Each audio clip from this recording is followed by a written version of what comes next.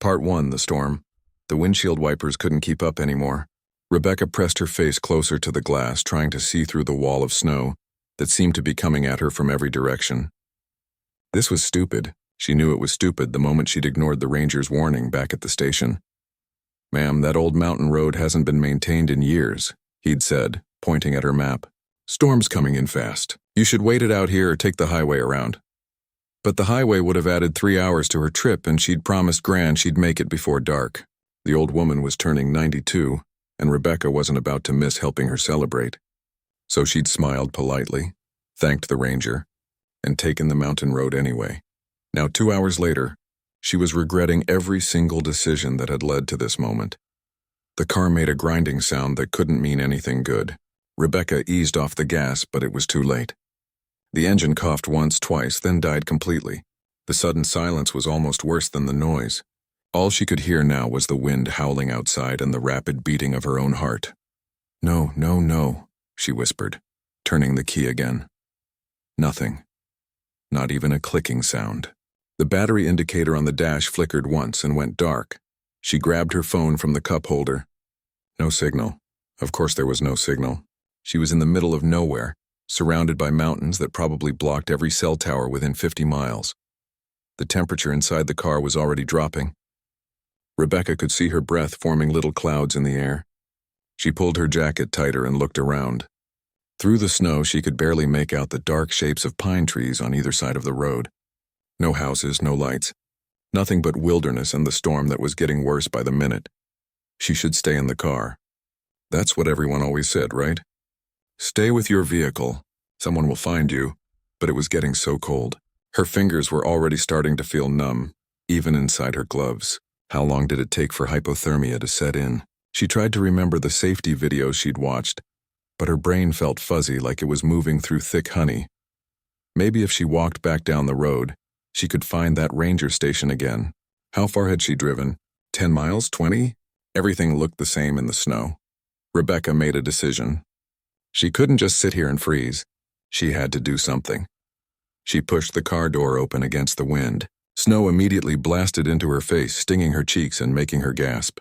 The cold was shocking, like jumping into ice water. She stumbled out onto the road, and the wind nearly knocked her over. Walking was harder than she'd expected. The snow was already knee-deep in some places, and every step felt like she was dragging weights attached to her legs. The wind pushed her from side to side, and she couldn't see more than a few feet ahead. How long had she been walking? 5 minutes, an hour? Time felt strange, stretched out and compressed at the same time. Her legs were shaking now, and not from the effort. The cold had worked its way through her jeans and jacket, settling into her bones. She needed to rest. Just for a minute, Rebecca's knees buckled and she found herself kneeling in the snow. That wasn't so bad, actually. She felt almost warm now, which was strange. Her grandmother had once told her that feeling warm when you were freezing was a bad sign, but she couldn't remember why. The snow looked soft. Maybe she could just lie down for a moment, close her eyes. Rest. She was lowering herself down when she saw it. A shape moving through the storm. At first she thought maybe she was hallucinating. But no, there was definitely something there. Someone. The figure came closer and Rebecca's eyes widened. It was a man, but not like any man she'd ever seen. He was tall, incredibly tall, with a thick beard covered in ice and snow. He wore what looked like animal skins, layers of fur and leather that made him seem even bigger. In the storm, with his long hair whipping around his face, he looked almost like a bear walking on 2 legs. Rebecca tried to speak, but her jaw was too stiff. All that came out was a small sound, barely more than a whimper. The man didn't hesitate. He didn't ask questions or introduce himself. He simply bent down and scooped her up like she weighed nothing at all. Rebecca wanted to protest, to tell him to put her down, that she didn't know him, but her body wouldn't cooperate. Her arms hung limp at her sides. "Easy now," he said, and his voice was deep and rough, like someone who didn't use it very often. "I've got you." He turned away from the road, carrying her into the trees. Rebecca's mind screamed at her to fight, to do something, but her body had given up. She could only watch as the road disappeared behind them, and the forest swallowed them whole. The man moved through the storm like he'd walked this path 1,000 times. He didn't stumble or hesitate, even though Rebecca couldn't see anything but white. The trees provided some shelter from the wind, but snow still fell in thick curtains around them. She must have blacked out for a moment because suddenly they were in front of a cabin. It appeared out of the storm like something from a dream, solid logs and a stone chimney with smoke rising from it. The man kicked the door open and carried her inside. The warmth hit her like a physical thing. There was a fire blazing in a large stone fireplace, and the cabin was filled with the smell of wood smoke and something cooking. The man set her down carefully in a chair near the fire. "Don't move," he said. "You're half frozen." He disappeared for a moment and came back with thick blankets that smelled like cedar. He wrapped them around her shoulders, then knelt in front of the fire, adding more wood. His movements were efficient, practiced. Rebecca's teeth were chattering so hard she couldn't speak. She pulled the blankets tighter and held her hands toward the fire. Pins and needles shot through her fingers as feeling started to return. The man stood and looked at her properly for the first time. His eyes were an unusual color, somewhere between gray and blue, and they had a strange quality to them. Old, she thought. He had old eyes, even though his face looked like it belonged to someone in their 30s. "Can you speak?" he asked. She nodded, then managed to whisper, "Thank you." He didn't smile, but something shifted in his expression. "You shouldn't have been out there. That road's been closed for years." "My car broke down," Rebecca said. Her voice sounded weak and scratchy. "I was trying to walk back." "You would have died," he said simply. It wasn't cruel, just a statement of fact. Another 10 minutes, maybe less, she believed him. She could feel how close she'd come, how her body had been ready to just give up and sink into the snow. "I'm Rebecca," she said, because it seemed important to establish some normalcy, to remind herself that this was real and not some fever dream. The man was silent for a long moment, looking at her with those strange old eyes. When he finally spoke, his voice was soft, almost reluctant. "Elijah," he said. "My name is Elijah." He turned back to the fire, and in the flickering light, Rebecca could have sworn she saw sadness in his face. Not just sadness, but something deeper, something that looked like loneliness so profound it had carved itself into his very bones. Outside, the storm raged on, and Rebecca realized with a start that she was completely at the mercy of this strange mountain man. She was in his cabin, miles from anywhere, with no phone signal and no way to leave. But as she watched him move around the cabin, preparing tea in an old metal kettle, she felt something unexpected. She felt safe. Part 2. The cabin outside time. Rebecca woke up slowly, confused by the unfamiliar ceiling above her. Rough wooden beams crossed overhead and sunlight streamed through a small window, making patterns on the wall. For a moment, she couldn't remember where she was or how she'd gotten here. Then it all came rushing back. The storm, the cold, the mountain man who'd carried her through the snow. She sat up quickly and immediately regretted it. Her head spun and every muscle in her body ached like she'd run a marathon. She was lying on a narrow bed covered in heavy quilts that looked handmade. Someone had removed her wet jacket and boots, but she was still wearing her clothes underneath. The cabin looked different in daylight, smaller than she'd thought, but cozy. Everything was made of wood and stone, and there wasn't a single piece of plastic or metal in sight except for the iron cookware hanging near the fireplace. "No TV, no microwave, no outlets on the walls. You're awake." Rebecca jumped at the sound of his voice. Elijah was sitting at a rough wooden table near the window, carving something from a piece of wood. In the daylight, he looked less like a creature from a nightmare and more like, well, she wasn't sure what. A historical reenactor, maybe? But something about him still felt off in a way she couldn't quite name. "How long was I asleep?" she asked, through the night and most of the morning. "It's past noon now." Her stomach growled loudly at the mention of time. Elijah stood and moved to the fireplace where a pot hung over low flames. "You should eat," he said. He ladled something into a wooden bowl and brought it to her. "Venison stew. Made it yesterday." Rebecca took the bowl carefully. The stew smelled amazing, rich and savory. She took a spoonful and nearly moaned. It was the best thing she'd ever tasted, or maybe she was just that hungry. "This is incredible," she said between bites. Elijah nodded, but didn't smile. He went back to his carving and they sat in silence while she ate. It should have been awkward, but somehow it wasn't. There was something peaceful about the quiet, broken only by the crackling fire and the soft scraping of his knife against wood. When she finished, Rebecca set the bowl aside and really looked around the cabin. That's when she started noticing the strange details. The cookware was all cast iron, old and well used. The furniture looked handmade, built with techniques she'd only seen in museums. The quilts on the bed were stitched in patterns her grandmother might have recognized, but Rebecca had never seen anyone actually use. Even the glass in the windows looked antique, slightly wavy and imperfect. "Where's your phone?" she asked suddenly. "I need to call someone. Let my grandmother know I'm okay." Elijah looked up from his carving, his expression puzzled. "Phone?" "Yeah, you know." Rebecca pulled her own phone from her pocket. The screen was black, the battery completely dead. "Like this. To make calls." He stared at the device like she'd just shown him something from another planet. He stood and came closer, peering at it with genuine curiosity. "What is it?" he asked. Rebecca's laugh died in her throat. He wasn't joking. She could see it in his face. He really didn't know what a cell phone was. "You're kidding, right?" She watched his face carefully. "This is some kind of off-the-grid lifestyle thing?" "I don't understand," Elijah said simply. A cold feeling started spreading through Rebecca's chest, and it had nothing to do with yesterday's hypothermia. She stood up, suddenly needing to move. "You live here alone in the mountains. That's fine. Lots of people want to get away from modern life. But you have to have some way of communicating with the outside world. A radio? A landline?" Elijah shook his head slowly. "I have no need for such things. How do you get supplies?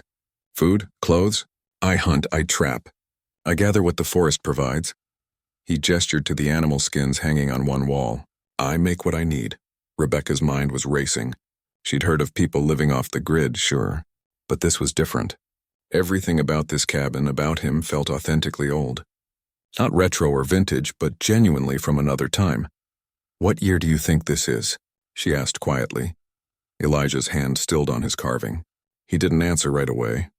When he did, his voice was careful. "What year do you think it is?" "It's 2025, Rebecca said. "January 2025.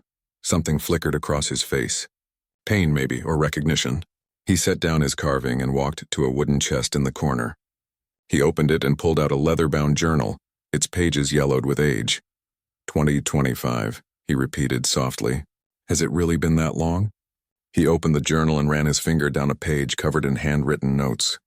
The writing was beautiful, old-fashioned cursive that looked like it belonged in a historical document. Rebecca moved closer, trying to see what he was reading. Her eyes caught on a date at the top of one page, April 17th, 1790. "That's not possible," she whispered. Elijah looked at her with those strange old eyes. "I was 28 years old," he said quietly. It was spring. "I was running my trap lines in these mountains, same as I'd done every year since I was a boy. I found a place I'd never seen before, a grove of trees that shouldn't have existed. The air there felt different, thick somehow, heavy." He paused, closing the journal carefully. "When I left that grove, I thought I'd only been gone a few hours. But the seasons had changed. It was fall. My cabin was gone, overgrown. Everything I knew was different." Rebecca wanted to laugh, to tell him this was crazy. But she'd seen the journal. She'd seen the way he looked at her phone like it was magic. She'd seen how he moved through that storm last night, like he knew every tree and rock even in the blinding snow. "You're saying you're from 1790, she said flatly. "I'm saying I was born in 1762, Elijah corrected. "I'm saying that I've lived in these mountains for what feels like a very long time. I've watched the seasons change, watched the trees grow and fall and grow again. I've seen men come and go, seen their roads and buildings rise and crumble. That would make you over 260 years old. Yes." The word hung in the air between them. Rebecca's rational mind rejected it completely. People didn't live for centuries. It was impossible. But she was standing in a cabin that looked like it belonged in a history book, talking to a man who seemed genuinely confused by a cell phone. "Prove it," she said. "Show me something that proves you're telling the truth." Elijah was quiet for a moment. Then he went to another chest and pulled out a leather pouch. From it, he took several items and laid them on the table. A flintlock pistol that looked genuine, not a replica. A few coins that Rebecca didn't recognize. A small painted portrait of a woman in 18th century dress. Papers with dates and signatures that, if they were real, belonged in a museum. "I stopped collecting things after a while," he said. "What's the point? Everything from my time is gone. Everyone I knew is dust. Rebecca picked up one of the coins carefully. It was heavy, real metal, worn smooth in some places. The date on it read 1787. "This is insane," she breathed. "Yes," Elijah agreed. "It is." She looked up at him, really looked at him. His face was weathered but not old. No gray in his hair despite the length. His hands were strong and unscarred in the way hands that had worked for centuries should be covered in marks. "If you're immortal, why do you stay here? You could go anywhere, do anything." His expression turned dark. "I'm not immortal. I'm trapped. There's a boundary I cannot cross.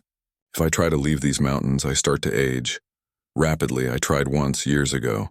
By the time I'd walked a mile, my hair had gone white. My hands shook like an old man's. I turned back before it killed me." "So you've been alone here for over 200 years. "Yes." The weight of that word settled over the cabin like snow. Rebecca tried to imagine it. 2 centuries of solitude, watching the world change from a distance, unable to be part of it. Never talking to anyone, never touching anyone. Just existing in this small pocket of forest while time marched on without you. "That's the saddest thing I've ever heard," she said softly. Elijah turned away from her, his shoulders tense. "I've learned to live with it." But Rebecca could hear the lie in his voice. No one learned to live with that kind of loneliness. They just learned to survive it. Outside, the snow had stopped falling and the world was quiet and white and beautiful. Inside the cabin, 2 people stood in silence, separated by centuries but somehow in this moment, sharing the same small space. And Rebecca realized that even if she wanted to leave, even if the storm had passed, she wasn't sure she could just walk away from this mystery. From him. Part 3, The Confession. 3 days had passed since the storm. 3 days of Rebecca living in a cabin that existed outside of time, with a man who claimed to have been alive since before America was even a country. She should have left by now. The snow had melted enough that she could probably make it back to her car, maybe even flag down help on the road. But every morning she woke up and found another reason to stay. She wanted to understand. She needed to know if Elijah was telling the truth or if this was all some elaborate delusion they were both caught up in. Plus, and she hated to admit this even to herself, she wasn't ready to leave him alone again. Elijah had fallen into a routine of treating her like an honored guest. He gave her the bed while he slept on a pile of furs near the fireplace. He cooked meals that were simple but delicious. He answered her endless questions with patience even when they must have seemed ridiculous to him. "What was the hardest part?" she asked one evening as they sat by the fire. "Of all these years, what was the hardest thing?" Elijah was quiet for a long time, staring into the flames. "The forgetting," he finally said. "I can remember the big things. The shape of my mother's face, the sound of my father's laugh. But the small things fade. The way bread smelled in my village. The exact color of the sky on my wedding day. The feeling of my daughter's hand in mine." Rebecca's breath caught. "You had a daughter?" "I had a family. A wife named Catherine. 2 children, a daughter and a son. They would have been waiting for me to come home from my trap lines that spring." His voice was steady, but his hands gripped his knees tightly. "They probably thought I abandoned them. Or died in the woods. They never knew what really happened." "I'm so sorry," Rebecca whispered. "It was a long time ago. They've been gone for over 2 centuries now." He looked at her then, and the pain in his eyes was fresh despite his words. "But you never stop missing them. That's something I learned. Time doesn't heal that kind of wound. It just teaches you to carry it." They sat in silence for a while. Rebecca wanted to reach out and touch his hand, offer some kind of comfort. But something held her back. A strange feeling that touching him would cross some invisible line they couldn't uncross. "What about other people?" she asked instead. "In all this time, has anyone else found this place?" "Found you?" Elijah nodded slowly. "A few. Hunters mostly, or people who got lost like you did. I helped them when I could, sent them on their way. Some thought I was strange but harmless, others—" He trailed off. "Others what?" "Others were frightened. They saw something wrong in me, even if they couldn't name it. A man who doesn't age, who lives alone in the woods with no connection to the world. It's not natural. I learned to avoid people when I could." "Is that why you almost didn't help me?" Rebecca asked. "In the storm?" "I watched you for a while," he admitted, trying to decide. "But then you fell, and I knew if I didn't act, you'd die. I couldn't—" He stopped, shook his head. "I couldn't let that happen." "Why not?" If you've been avoiding people for so long? Elijah stood abruptly and walked to the window, looking out at the dark forest. His silhouette was dark against the glass, shoulders tense. When he spoke again, his voice was barely above a whisper. Because I haven't touched another person in over 200 years. Because I haven't had a real conversation since 1790. Because every day I wake up and wonder if this is the day I'll finally go mad from the loneliness. He turned to face her, and there was something raw in his expression. You asked what was hardest. It's not the forgetting. It's the hunger for human contact, for connection, for someone to simply see me and know that I exist. Rebecca stood too, her heart pounding. I see you, do you? He moved closer, not quite approaching but no longer keeping his distance. Or do you see a curiosity? A mystery to solve before you return to your real life? That's not fair. None of this is fair. His voice rose, then fell just as quickly. He ran a hand through his hair, frustrated. I'm sorry. You don't deserve my anger. You've been nothing but kind. You're allowed to be angry, Rebecca said gently. What happened to you is terrible. Anyone would be angry. Elijah laughed, but it was a hollow sound. I've been angry. I spent the first decade being angry. Then I was sad for another decade. Then numb for longer than I can count. Now I don't know what I am anymore. He moved to the table and pulled out his journal again, flipping through pages. I used to write every day, documenting everything, thinking maybe someday someone would read it and understand. But as the years passed, I wrote less and less. What was the point? I'd already described every season 100 times. Every sunrise looks the same when you've seen thousands of them. But they're not the same, Rebecca argued. Every day is different. Every sunrise is unique, is it? He looked at her with those ageless eyes. Or is that just something people tell themselves to make the repetition bearable? Rebecca came to stand beside him, looking down at the journal. The pages were filled with his neat handwriting, dates spanning centuries. May I? She asked, gesturing to the book. He handed it to her carefully, like it was precious. Because it was, she realized. It was proof that he had existed, that he had lived and thought and felt all these years. She opened to a random page. The entry was dated June 3, 1843. Saw a wagon train passing through the valley below, she read aloud. Families heading west. Children laughing. I remembered the sound of children laughing. Catherine used to say our daughter had a laugh like bells. I can't remember it anymore. I can't remember the sound of my own child's laugh. Her voice broke on the last words. She looked up at Elijah and saw him staring at the fire, his jaw clenched tight. Every entry is like that, he said quietly. Pages and pages of loss, of things I can't get back, of moments that will never come again. But you survived, Rebecca said. You're still here. That means something. Does it? I'm not living. I'm existing. There's a difference. He took the journal back and closed it. Do you know what the worst part is? It's not the loneliness itself. It's knowing that it will never end. That I'll be here alone until the mountains crumble and the forests die. And even then, I'll probably still be here, trapped in this invisible cage. Rebecca felt tears on her cheeks, though she hadn't realized she was crying. There has to be a way to break it. The curse, the spell, whatever it is. I've tried everything. Prayers, rituals, burning that cursed grove to the ground. Nothing works. The boundary remains. He looked at her then, really looked at her, and she saw something shift in his expression. I haven't told anyone this before. My whole story. I've barely spoken in decades. But you listened. You didn't run or call me crazy. You just listened. Of course I did. Why? It was a simple question, but Rebecca didn't have a simple answer. Why had she stayed? Why did she care what happened to this man who was by all rights impossible? Because you're real, she said finally. Your pain is real. Your loneliness is real. And maybe I can't fix it, but I can at least witness it. I can know that you exist and that your story matters. Elijah closed his eyes, and when he opened them again, they were wet with tears he didn't bother to hide. I haven't touched a woman since 1790, he said, his voice rough. I haven't held anyone or been held. I haven't felt warm skin or heard a heartbeat close to mine. Sometimes I forget what it feels like to be human. Rebecca's heart was pounding so hard she could hear it in her ears. They were standing close now, closer than they had been since he'd carried her through the storm. She could feel the warmth radiating from him, see the rise and fall of his chest as he breathed. You are human, she whispered. You're the most human person I've ever met. His hand lifted, hovering near her face but not quite touching. "If I touch you," he said softly, "if I let myself remember what connection feels like, it will only make the loneliness worse when you leave. And you will leave. You have a life out there. A family waiting for you." "I'm here now," Rebecca said. For a long moment they stood frozen, his hand suspended in the air between them.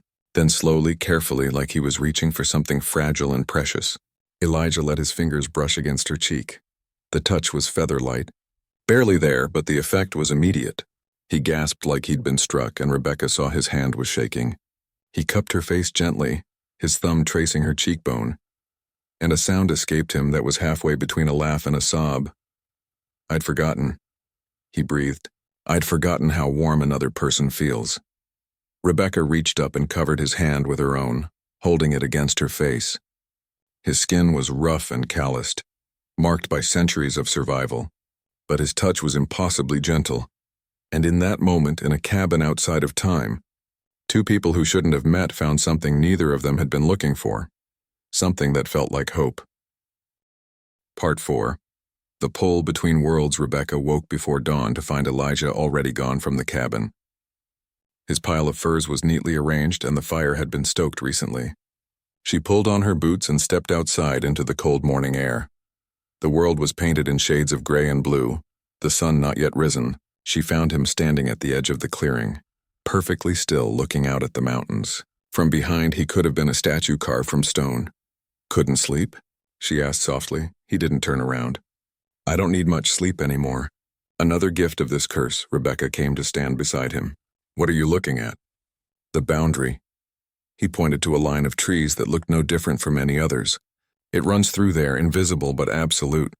Past those trees the aging starts." "How far does your territory extend?" "About 5 miles in any direction from this cabin."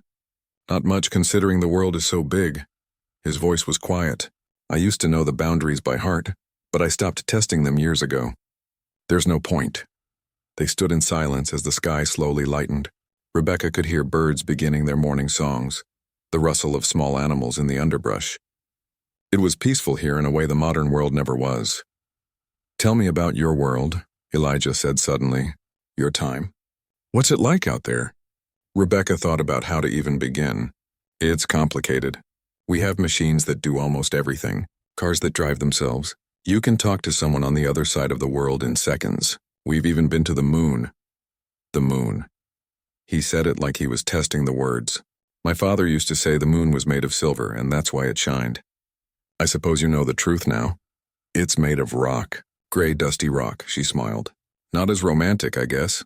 Knowledge rarely is." He finally turned to look at her. "Do you miss it?" "Your world?" The question surprised her. Did she miss it? She thought about her apartment with its constant noise, her job answering phones at a law office where no one knew her real name, her weekend routine of errands and streaming services. Her grandmother was the only person she was close to, and even that relationship had grown distant over the years. "Not as much as I thought I would," she admitted. "Is that strange?" "Perhaps we're both strange then." There was the ghost of a smile on his face. "Come, I want to show you something." He led her into the forest, following paths that were invisible to her eyes but clear to him. They walked for maybe 20 minutes, climbing steadily upward. Rebecca's breath came in white puffs, and she was grateful for the exertion warming her muscles. They emerged onto a rocky outcrop that overlooked a valley. The sun was just breaking over the mountains, turning the snow golden. It was the most beautiful thing Rebecca had ever seen. "This is where I come to think," Elijah said, "to remember why I keep going. It's incredible. I've watched the sunrise from this spot thousands of times.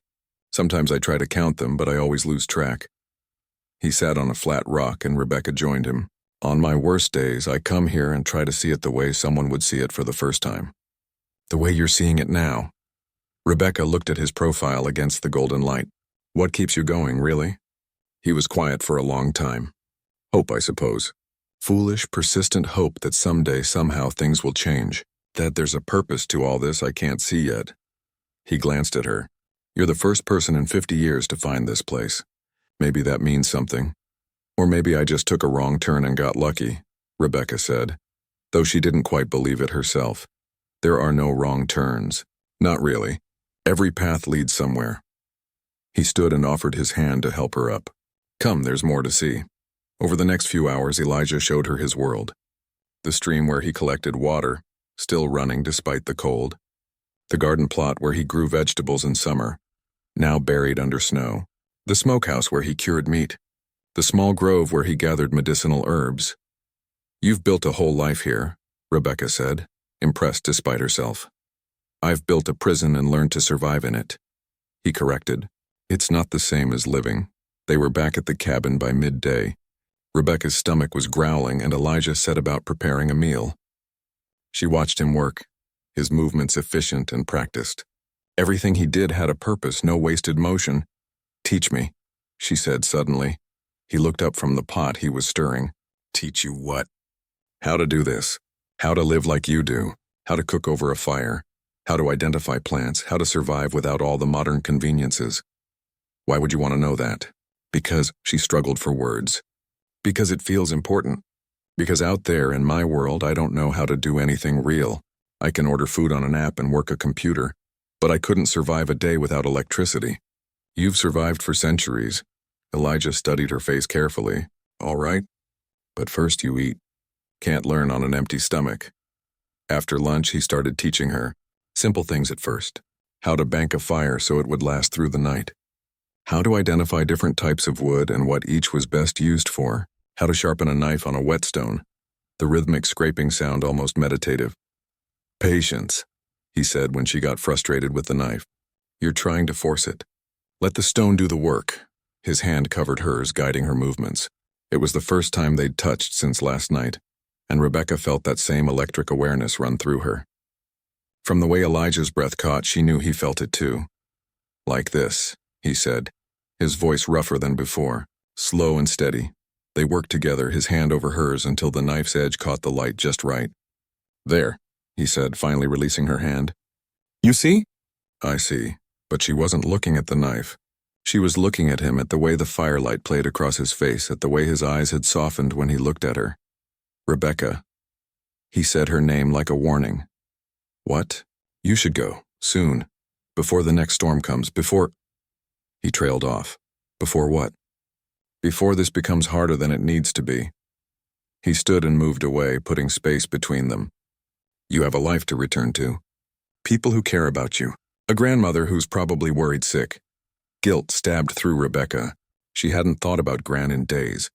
You're right. I should go. But neither of them moved. Why does this feel so complicated? Rebecca asked quietly. I barely know you. Time is strange in this place, Elijah said. Days feel like weeks. Weeks feel like years. Maybe that's part of the curse too, stretching out loneliness until it's unbearable. Or maybe, Rebecca said, some connections don't need time. Maybe some people just fit. Don't, his voice was sharp. Don't make this into something it can't be. You're going to leave and I'm going to stay, and that's how it has to be. Why does it have to be that way?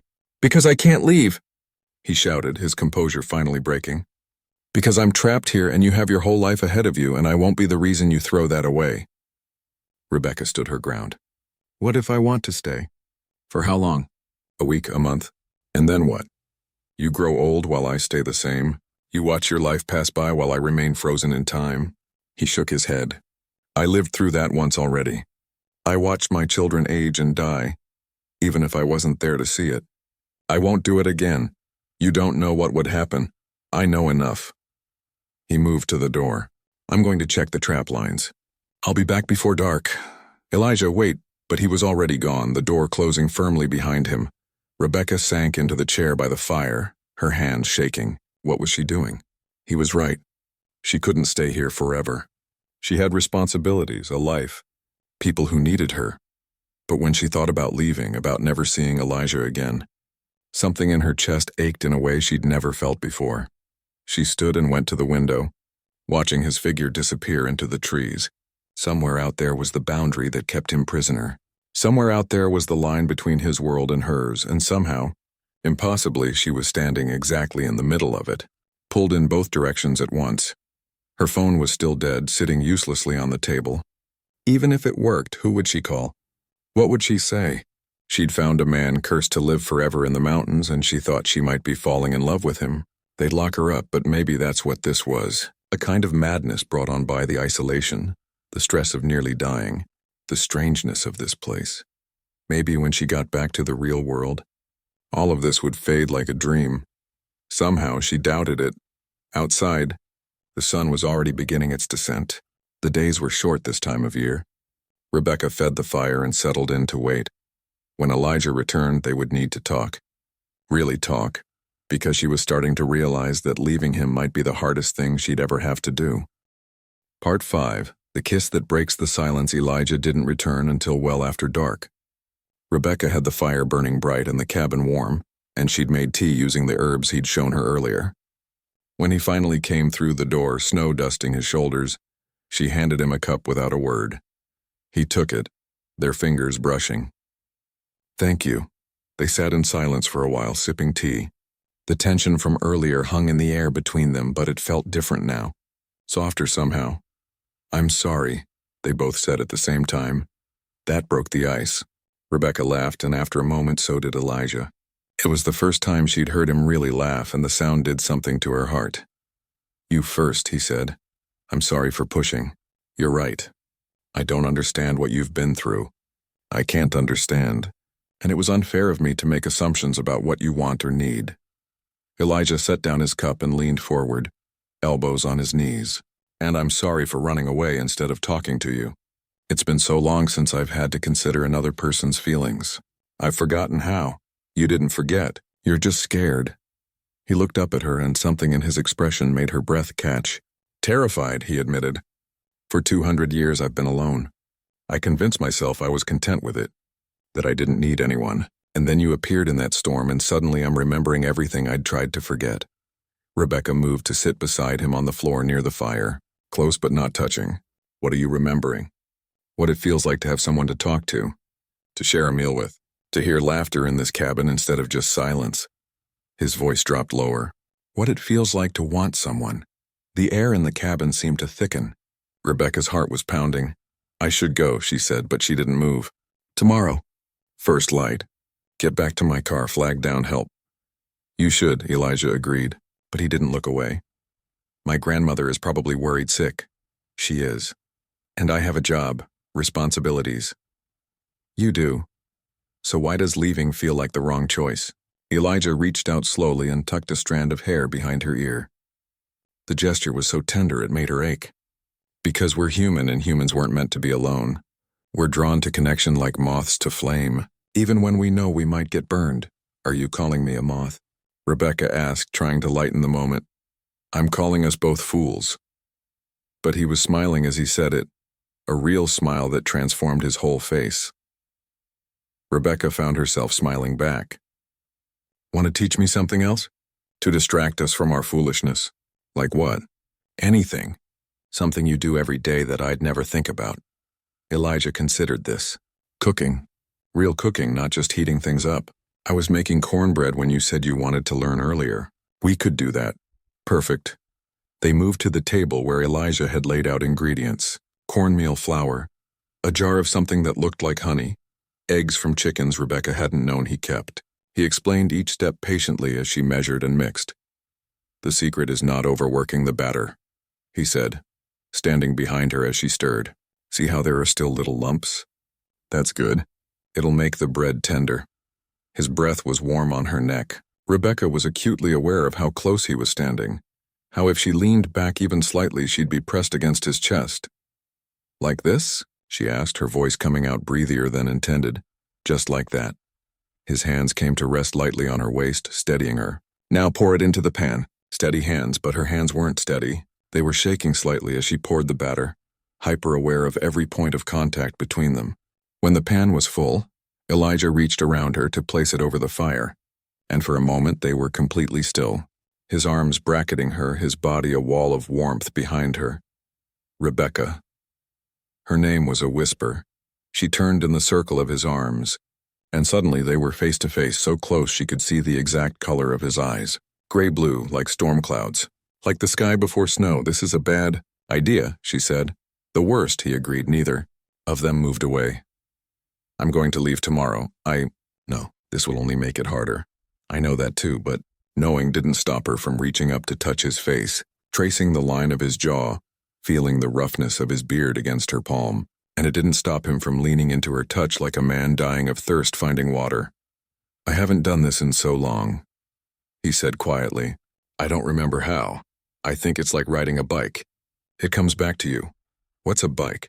Rebecca laughed, and the sound seemed to break whatever last thread of resistance was holding them apart.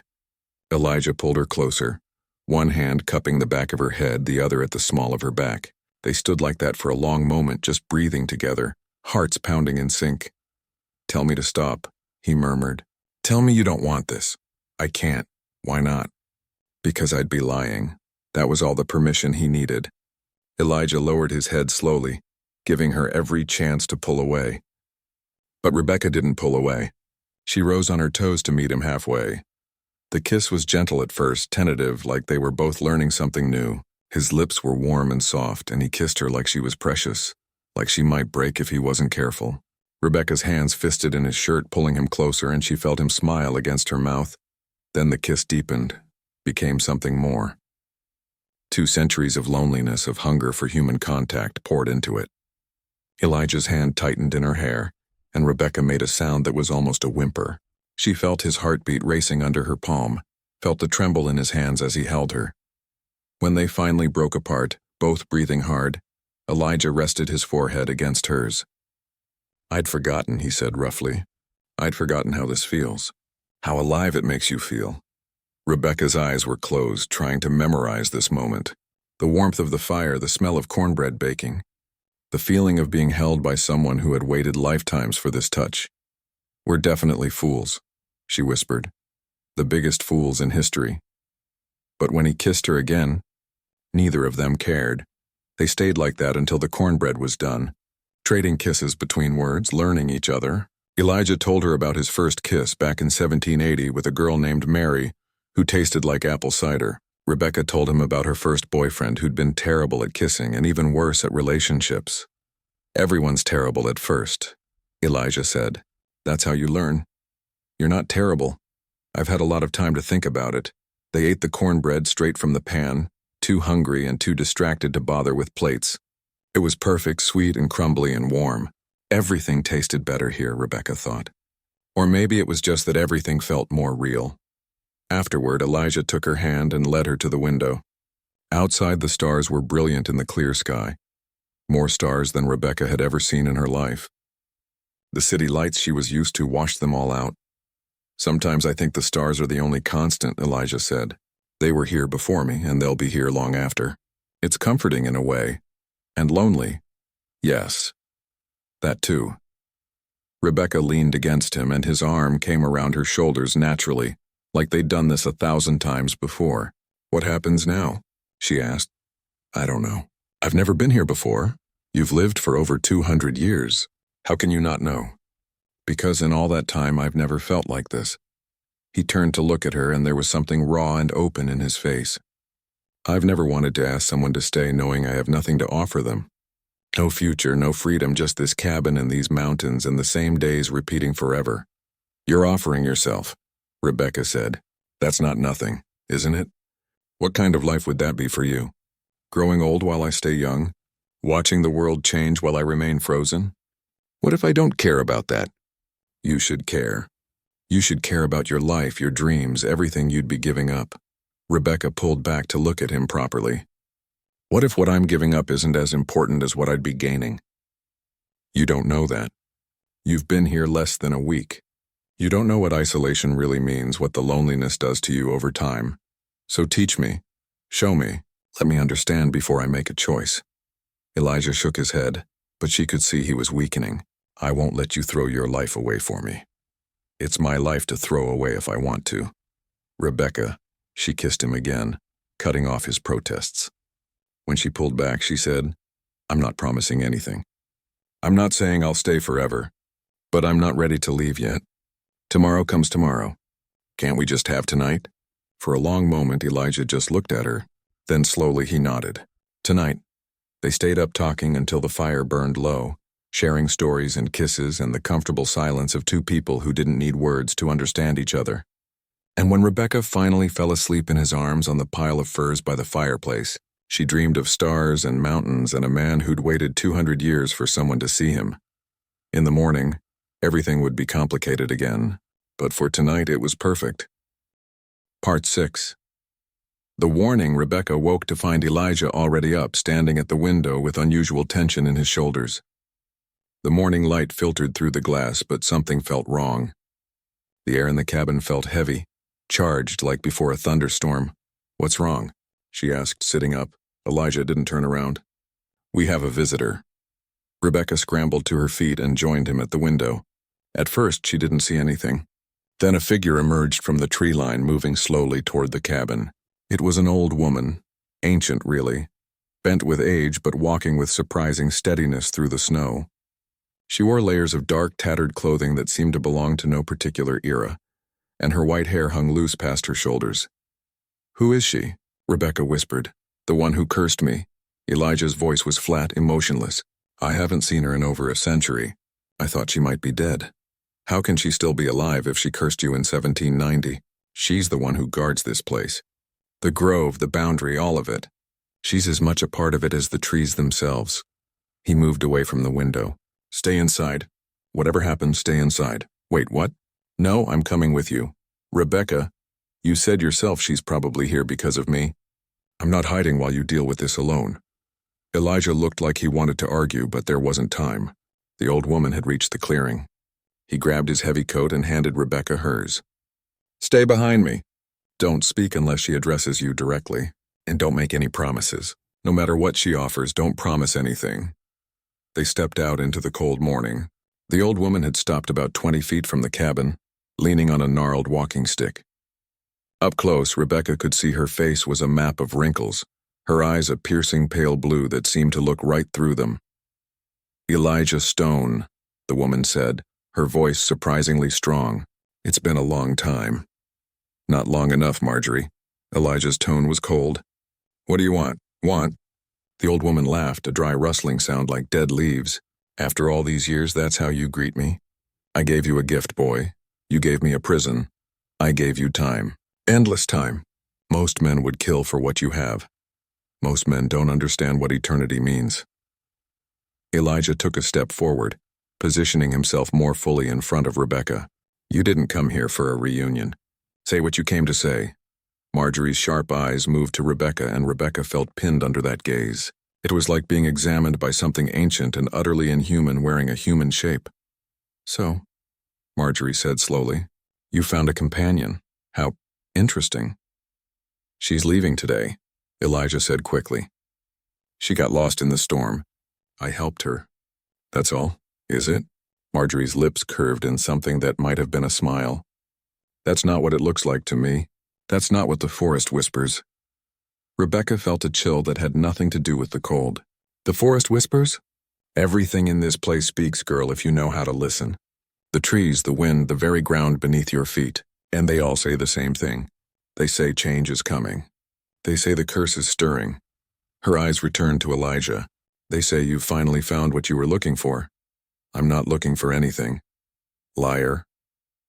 The word cracked like a whip. "You've been searching for 2 centuries. For an escape, for an end, for some meaning to all this time. And now she appears just as the curse requires." Rebecca's heart started pounding. "What do you mean, as the curse requires?" Marjorie turned her full attention to Rebecca, and it took everything in her not to step back. "You don't even know what you've walked into, do you? Foolish girl, let me enlighten you." She planted her walking stick in the snow and leaned on it. 235 years ago, Elijah Stone stumbled into my grove, a place of power, where the boundaries between worlds grow thin. He took something that didn't belong to him. A flower, rare and precious, that I'd been cultivating for decades. He didn't know what it was, of course. He just saw something beautiful and took it. "I was young and stupid," Elijah said quietly. "I've apologized 1,000 times. Apologies don't return what was stolen. So I cursed him, trapped him here outside the normal flow of time, unable to age or die or leave. A fitting punishment for a thief." Marjorie's smile was cold. "But every curse has conditions, ways it can be broken or transformed. I'm not cruel, despite what Elijah might have told you. Could have fooled me, Rebecca muttered. Marjorie's laugh was sharp. Spirit. Good. You'll need it. She straightened slightly, and when she spoke again, her voice had a formal quality, like she was reciting something ancient. The curse can be broken if someone willingly chooses to share it. If another soul, knowing the full truth, agrees to bind themselves to this place and to Elijah Stone, to live outside time as he does. Rebecca's breath caught. She looked at Elijah and saw his face had gone pale. But, Marjorie continued, her voice heavy with warning, there is a catch. Isn't there always? If the choice is made from true love, freely given without coercion or deception, then the curse transforms. It becomes a blessing. Both souls would be freed from the boundary, able to leave these mountains. They would age slowly, granted centuries together to explore the world. That sounds like a good thing, Rebecca said carefully. It would be, if the choice is true. But if the choice is made from pity or guilt or any reason other than genuine love, Marjorie's eyes gleamed. Then both souls become trapped, unable to touch, unable to speak, forced to exist in the same space for all eternity, seeing each other but never reaching each other. A hell of proximity. The silence that followed was absolute. Rebecca felt the weight of those words settle over her like a physical thing. That's why I never told anyone, Elijah said, his voice rough. Not in all these years. Because how could anyone ever know if what they felt was real or just manipulation? How could I ask someone to risk eternal torment on the chance that love might be real? You can't, Marjorie agreed. Which is why the curse has held for so long. But now, she looked between them. Now things have changed. The forest feels it. Something has shifted between you two. The curse is active, waiting. I won't do it, Elijah said firmly. I won't put that choice on her. She goes back to her life and I stay here. That's final, is it? Marjorie looked at Rebecca. What do you say, girl? Do you accept his decision for you? Rebecca's mind was racing. A week ago she'd been driving to her grandmother's house, worried about being late for a birthday party. Now she was standing in the snow, being offered a choice that could either free a man from centuries of loneliness or condemn them both to eternal torment. I need time, she said finally, to think. To understand what I'm feeling, time. Marjorie nodded slowly. Very well. You have until the next full moon. That's 3 days from now. On that night, you must make your choice. Stay and accept the bond or leave forever. If you try to leave before choosing, the curse will kill you. If you stay past the deadline without choosing, you'll be trapped here anyway, but without the possibility of freedom. Those are the rules. That's not fair, Elijah shouted. She didn't ask for any of this. Neither did you when you stole from me. Yet here we are. Marjorie's expression softened slightly. I'm not your enemy, Elijah. I never was. The curse was meant to teach you, not destroy you. Perhaps you finally learned the lesson. What lesson? That love is a trap? That connection only brings pain? No. Marjorie's voice was gentle now, almost kind. That some things are worth the risk. That without vulnerability, there can be no true connection. That love requires the possibility of loss, or it isn't really love at all. She turned to go, then paused. One more thing. The choice must be made of her own free will. If you try to influence her decision, Elijah, if you manipulate or coerce in any way, the curse will know, and it will choose the worst outcome. I won't say anything, Elijah said. I won't even discuss it with her. Oh, but you should discuss it. You should tell her everything. How you feel, what you fear, what you hope for. That's not manipulation. That's honesty. Marjorie looked at Rebecca. He spent 2 centuries learning to survive alone. Don't let him make that same mistake now. Then she was walking back toward the trees, moving faster than someone her age should be able to. Within moments, she'd vanished into the forest like she'd never been there at all. Rebecca and Elijah stood in silence, the morning suddenly feeling much colder. 3 days, Rebecca whispered. You're leaving now, Elijah said firmly. I'll walk you to the boundary. You can make it to the road, flag down help. This isn't your problem. She said the curse would kill me if I tried to leave before choosing. She's lying. She has to be. But they both knew she wasn't.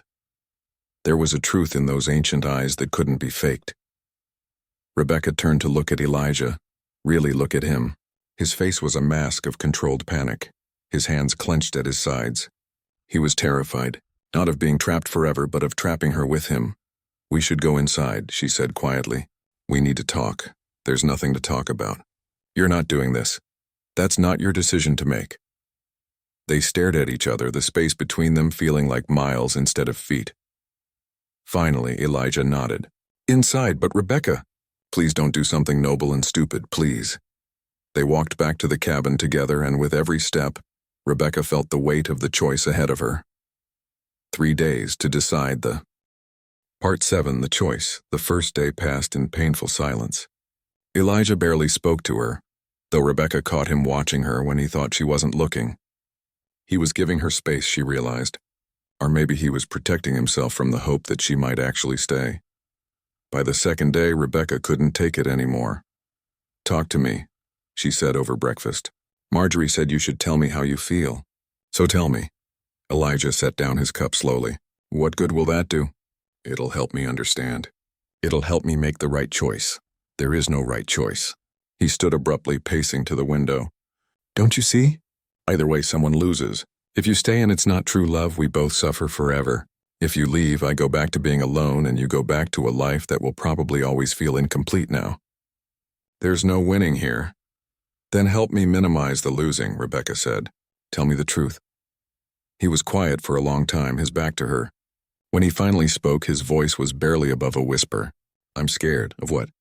Of wanting you to stay. Of hoping that what I feel is real and not just desperation dressed up as love. Of the possibility that you might choose me and doom us both. He turned to face her, and his eyes were red. But I'm also scared of you leaving. Of going back to that silence. Of spending the next century wondering what might have been. Rebecca stood and crossed to him. What do you feel when you look at me? Alive, he said immediately. I feel alive for the first time in 200 years. Like I'm finally breathing after drowning for so long. Is that love or just relief from loneliness? I don't know. The honesty in his voice broke her heart. How can I know? I don't have anything to compare it to. My wife has been dead for over 2 centuries. I barely remember what loving her felt like. Maybe this is love. Maybe it's just the human need for connection.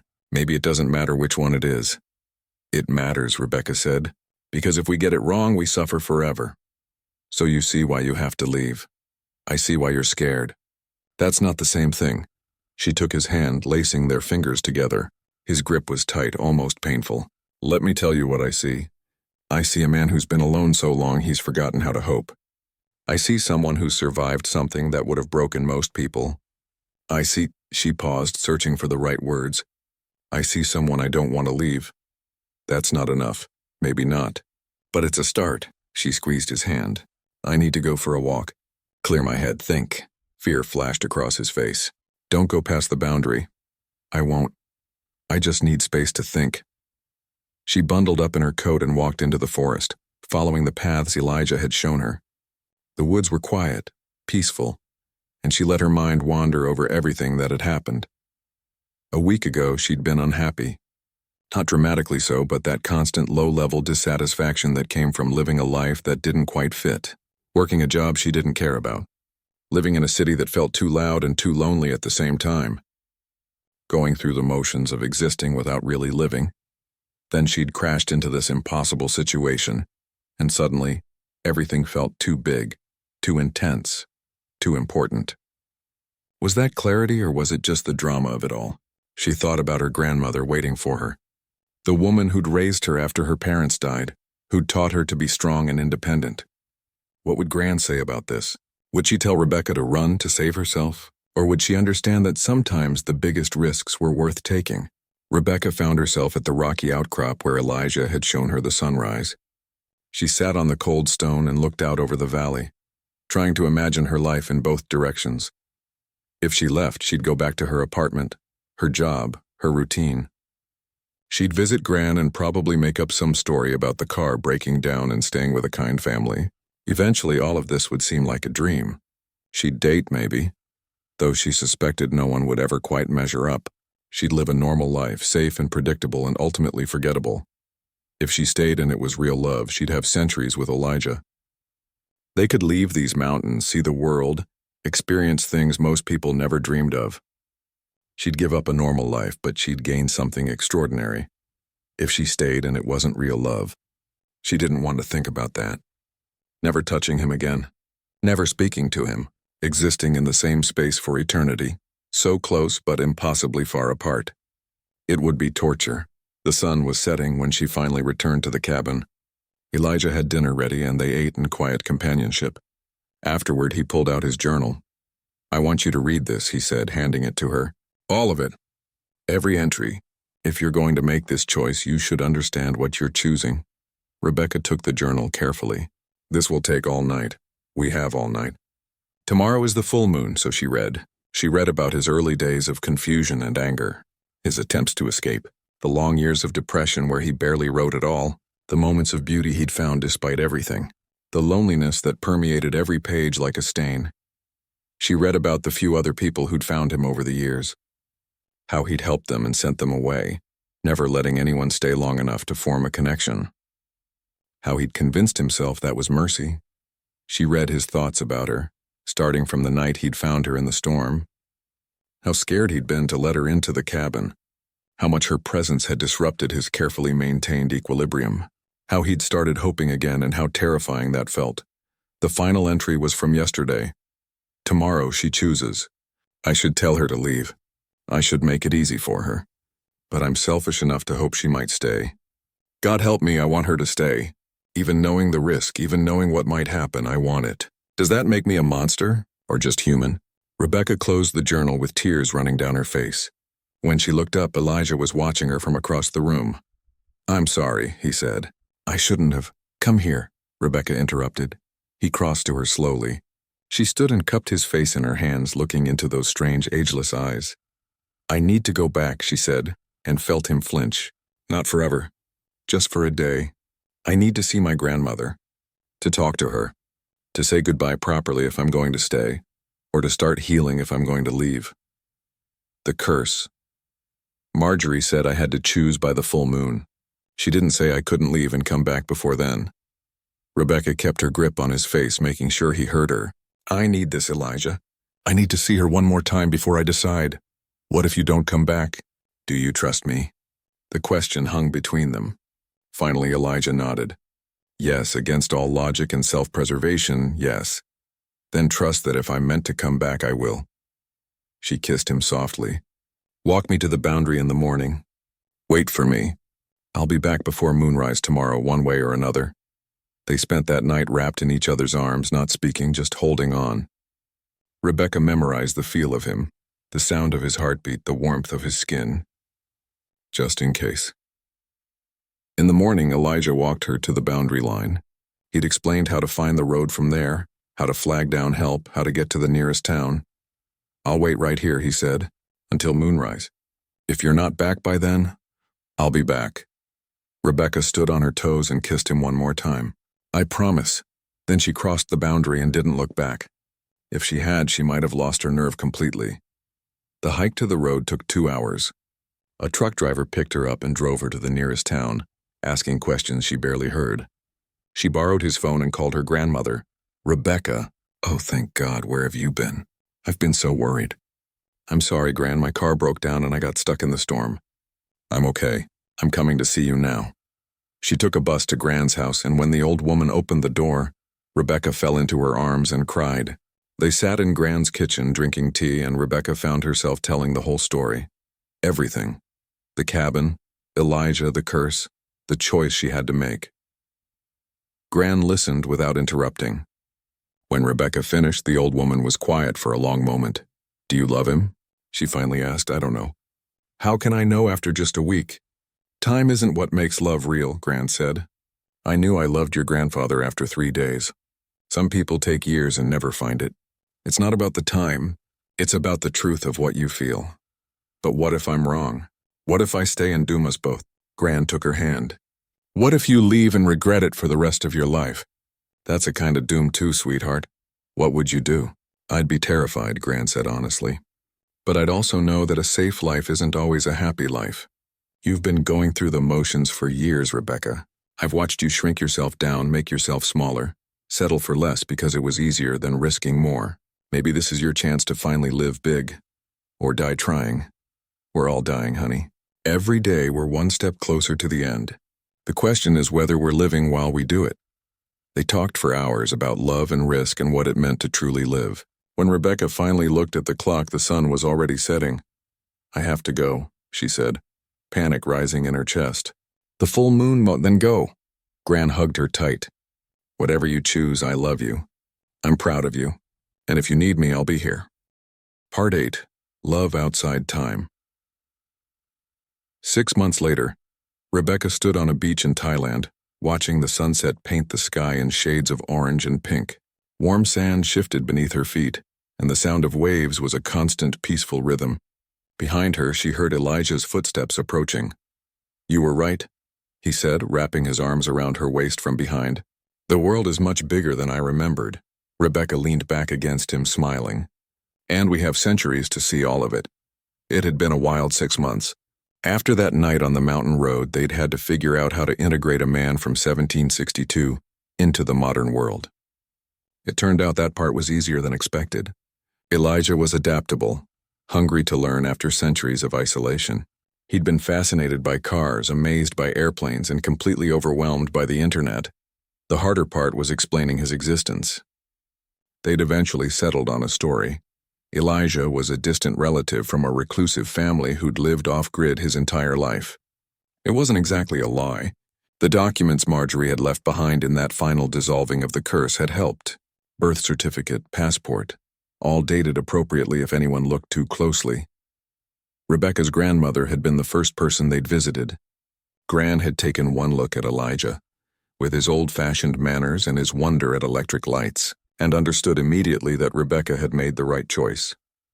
"You look happy," Gran had said, hugging Rebecca tight. "Really, truly happy. That's all I ever wanted for you." They'd stayed with Gran for a month while Elijah adjusted to the modern world. He'd learned to use a smartphone, though he still preferred handwritten letters. He'd tasted pizza and decided it was better than anything from his century. He'd watched his first movie and cried at the beauty of it. "All this," he'd said, gesturing at the television. "All this wonder, and I missed it. 200 years of human achievement, and I was alone in the woods." "You're not alone anymore," Rebecca had reminded him, "and we have time to catch up." They'd discovered early on that the curse had truly transformed. They aged, but so slowly it was barely noticeable. A year for them was like a month for everyone else.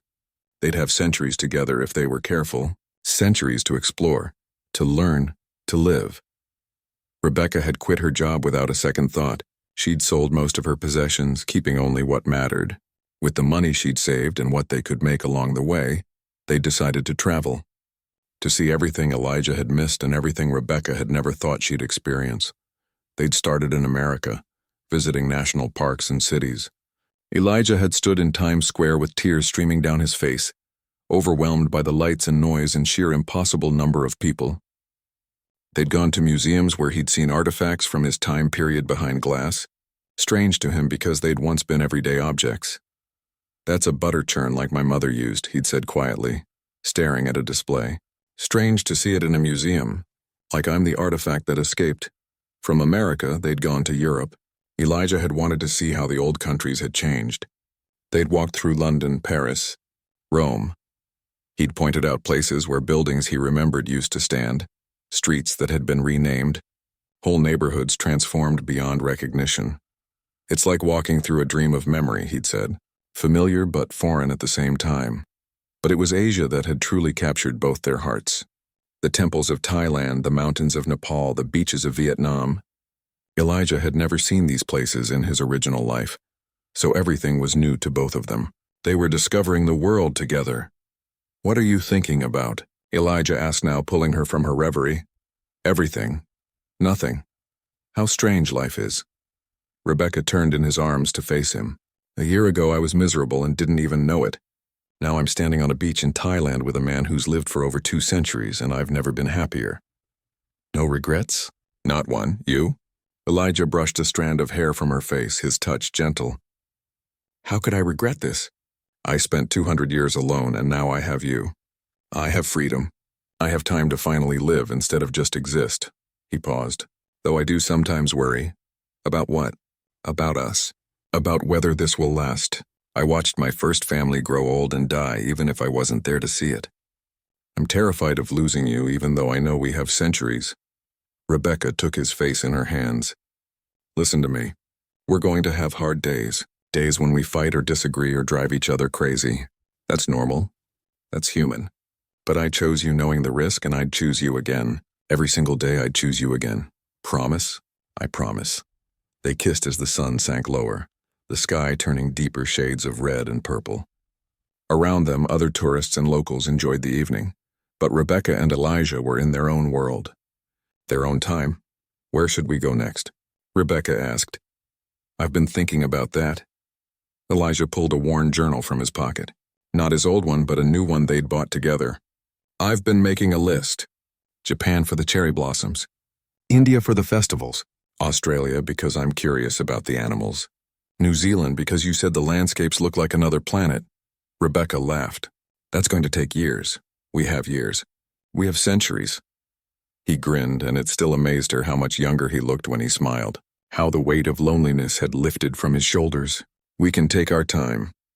They walked back to their small beach hotel as night fell. Inside, they'd created a temporary home with the few possessions they carried. Photos from their travels. Books they'd collected. Elijah's journals, both old and new. Read to me? Rebecca asked, settling onto the bed. Elijah picked up his current journal and flipped to the latest entry. Today, Rebecca convinced me to try surfing. I fell off the board 17 times. She says I'm too stiff, that I need to relax and feel the wave. How does one feel a wave? But watching her surf, seeing her joy, I understand why people chase these moments. She glows when she's happy. Did I mention I love her? I should mention it more. I love her. I love that she laughs at my confusion about modern things. I love that she's patient when I don't understand something. I love that she chose me, impossible me, and made my curse into a blessing. Rebecca felt tears prick her eyes. You're getting sappy in your old age. I'm 263 years old. I'm allowed to be sappy. He set the journal aside and joined her on the bed. Besides, you love it. I do, she admitted, curling into his side. I love you. And I love you. More than I thought possible. More than I remembered love could be. They lay together in comfortable silence, listening to the sound of the ocean through the open window. Rebecca traced patterns on Elijah's chest, thinking about how strange and wonderful life had become. Do you think Marjorie knew? She asked suddenly. That we'd make the right choice? That it was real love? I think she hoped. I think that's all curses really are in the end. Tess wrapped in punishment, hoping someone will finally pass. Elijah kissed the top of her head. She gave me time to learn, and then she gave me you. In a way, I suppose I should thank her. Let's not go that far. She did trap you for 2 centuries. True. But those 2 centuries led to this moment. To you. If I could go back and change things, avoid that grove entirely, I wouldn't. Because it would mean never meeting you. Rebecca propped herself up to look at him. That's the most romantic thing anyone's ever said to me. I've had a lot of time to think about what I'd say if I ever got the chance to say it. They made love as the moon rose over the ocean, gentle and unhurried. They had time. So much time. No need to rush, no fear that this moment would be their last. Just the certainty of now and the promise of tomorrow and all the tomorrows after that. Later, as Rebecca drifted toward sleep, Elijah whispered, "Thank you." For what? For seeing me. For choosing me. For making my prison into paradise. You did the same for me, Rebecca murmured. I was trapped too, just in a different way. You freed me just as much as I freed you. In the morning, they'd pack their bags and move on to the next destination. They'd meet new people, see new places, collect new stories. They'd live big and bold and brave, making up for all the time Elijah had lost and all the life Rebecca had been too scared to live. But for now, they slept in each other's arms, 2 souls outside of time, finally exactly where they were meant to be. Years would pass, decades. Eventually they'd settle somewhere quiet, maybe a small town where no one asked too many questions about why they never seemed to age. They'd become the mysterious couple everyone had theories about. They'd watch the world change around them. Technology advancing, society evolving, but they'd remain constant. Together. They'd fight sometimes because even true love had rough patches. But they'd always come back to each other, remembering what they'd risked, what they'd chosen, what they meant to each other. And on quiet nights, Elijah would still write in his journal. But the entries would be different now. Not pages of loss and loneliness, but chronicles of joy, of adventures shared and moments treasured, of a love that had broken a curse and created something new. Today we watched the sunrise from a mountain in Peru. One entry would read, Rebecca said it looked like the sky was on fire. I said it looked like hope. She kissed me and said I was still learning to be less poetic. I don't think I'll ever learn.